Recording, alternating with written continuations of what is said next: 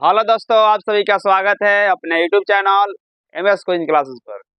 हम मुकेश साहनी आज लेकर आए क्लास 10th में फिजिक्स में लेकर आए हैं प्रकाश का अपवर्तन। प्रकाश का अपवर्तन हम लोग हिंदी में बोलते हैं और अंग्रेजी बोलते क्या? Reflection of light. क्या बोलेंगे? रिफ्रैक्शन है, ये रिफ्लेक्शन था, परावर्तन ये क्या है? अपवर्तन। तो प्रकाश का अपवर्तन है, इसको बोलेंगे रिफ्रैक्शन ऑफ लाइट।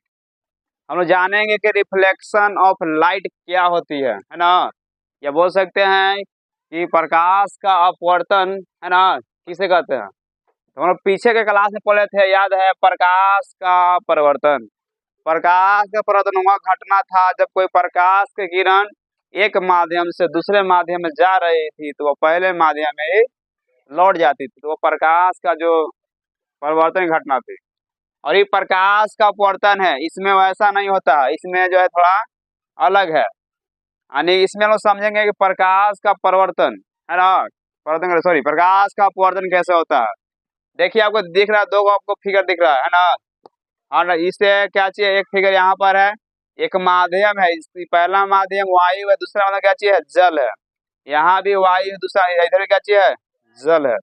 दो माध्यम लिए हैं। तो माध्यम जो हम लोग देखते हैं दो प्रकार के ले लेते हैं, विरल माध्यम और सघन माध्यम। जो बताएंगे हम कौन माध्यम? विरल माध्यम और सघन माध्यम। तो जो सूखा हुआ रहता है उसे विरल माध्यम कहा जाता है। या बोल सकते हैं कि जिसमें प्रकाश की चाल अधिक मात्रा में रहता है उसे क्या कहते हैं हम लोग? विरल माध्यम बोलेंगे। जिसमें प्रकाश की चाल अधिक मात्रा में होता है उसे विरल माध्यम कहेंगे, और जिसमें प्रकाश की चाल बहुत कम होती है उसे बोलते हैं सघन माध्यम। क्या बोलते हैं? सघन माध्यम। तो इसमें प्रकाश की चाल अधिक होती है, इसमें प्रकाश की चाल कम होती है ना। इसमें अधिक से कम। अगर मान लेते हैं डेंसिटी की बात की जाए, घनत्व की बात की जाए, तो सबसे अधिक डेंसिटी होती है किसका? सघन का। और इसका जो डेंसिटी घनत्व बहुत कम होता है, इसलिए देखते हैं कि जब वर्षा होता है ना है, तो वर्षा होता है तो जो वातावरण थोड़ा सघन होता है। आप धीरे बोलिएगा थोड़ा आवाज आपको ज्यादा दूर हो जाता है। अभी गर्मी का मौसम है, गर्मी में बोलिएगा चिल्ला चिल्ला के बोलिएगा तो वो क्या होता है? आपका आवाज नहीं पहुंच पाती है। वही ठंडा बोलिएगा तो क्या है? वातावरण सघन है। क्या है? सघन है। जिससे क्या होता है, लोग जो है दूर पर भी रहते हैं तो पता चल जाएगा नहीं कोई हमको चिल्ला रहा बुला रहा है, इनको जाना चाहिए। ये सघन विरल होता है, ठीक है। देखिए जो प्रकाश के अपवर्तन है हम कैसे समझेंगे। देखिए एक यहाँ से किरण आ रही है, तो किरण आ रही है तो इसको तो सीधे न गुजर जाना चाहिए था, लेकिन ये क्या हो रहा है? यहाँ से अपने रास्ता से भटक जा रहा है, अपने रास्ता से भटक जा रहा है। ये आपतित किरण आ रही है, जैसे इस माध्यम में गुजरेगी ठीक है, और अपने रास्ता से भटक जाएगी। और ये इस जो किरण अंदर आता है उसे बोलते हैं अपवर्तित किरण। क्या बोलेंगे? देखिए यहाँ पर आपतित किरण है, यहाँ अपवर्तित किरण है, इसमें कंफ्यूजन नहीं होना। ये आपतित है, ये अपवर्तित है, ठीक है। आपतित है, अपवर्तित है, कोई दिक्कत? तो एक प्रकाश की किरण आ रही है, क्या आ रही है? प्रकाश की किरण आ रही है और यहाँ से गुजर रही है, इसको बोलते हैं अपवर्तित किरण। और इसके बीच में जो एंगल बना है उसे बोलेंगे आपतन कोण। पता ना है? आपतित किरण और विलंब के बीच में बनने वाला कोण बोलते हैं इसको आपतन कोण। और पीछे वाला में था कि क्या चीज था? दो कोण था, एक प्रकाश का जो क्या बोलता है परावर्तन का कोण था, तो उसमें था कि परावर्तित किरण और विलंब के बीच बन रहा था जो कोण, वो क्या था? क्या था? परावर्तन कोण। यहाँ पर क्या हो गया? आपतन कोण। आ रही है किरणें, आपतित किरण और विलंब के बीच में जो कोण बन क्या हो गया? आपतन कोण। अपवर्तन कोण क्या किसे कहेंगे परिभाषित? तो अपवर्तित किरण और अभिलंब के बीच में बने वाले कोण को अपवर्तन कोण कहेंगे, है ना। ये इसका इंट्रोडक्शन होता है। तो हम लोग प्रकाश के अपवर्तन को कैसे डिफाइन करेंगे?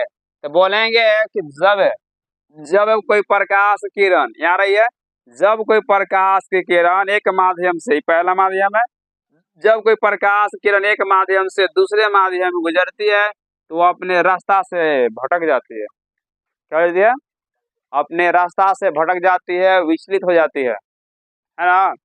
इसको जाना चाहिए तो सीधे क्या हो गया? इधर अभिलंब की ओर इधर मुड़ गया है ना, मुड़ गया। यहाँ देखिए इसमें जाना चाहिए तो सीधे जाना चाहिए, यहाँ इधर मुड़ गया, यानी अभिलंब से क्या हो गया? दूर हो गया। क्या हो गया? दूर हो गया। तो प्रकाश का अपवर्तन समझ में आया। जब कोई प्रकाश के किरण है ना जब कोई प्रकाश की किरण एक माध्यम से दूसरे माध्यम में प्रवेश करती है तो अपने रास्ता से क्या होगा, भटक जाती है। इसको बोलते हैं भटक, नहीं वो लिख सकते हैं विचलित, क्या बोलेंगे, विचलित हो जाती है या भटक जाती है या भुला जाती है, तो दूसरा रास्ता पकड़ लेती है ना। ये प्रकाश का क्या होता है, अपवर्तन। तो इस घटना को प्रकाश क्या बोलेंगे, अपवर्तन कहेंगे, क्या कहेंगे, अपवर्तन।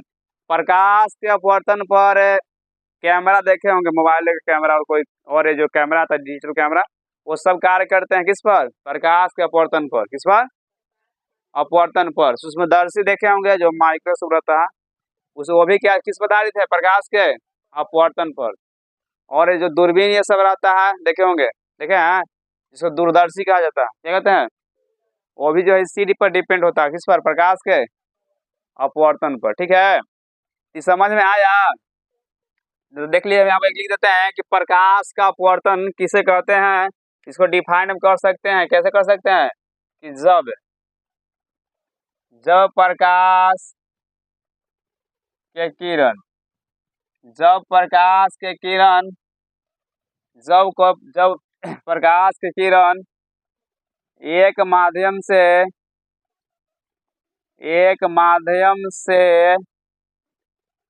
दूसरे माध्यम एक माध्यम से दूसरे माध्यम में प्रवेश करती है या जाती, लिख सकते, कोई दिक्कत नहीं है।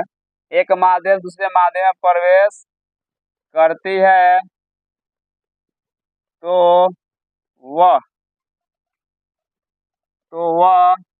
अपने रास्ते तो वह अपने रास्ते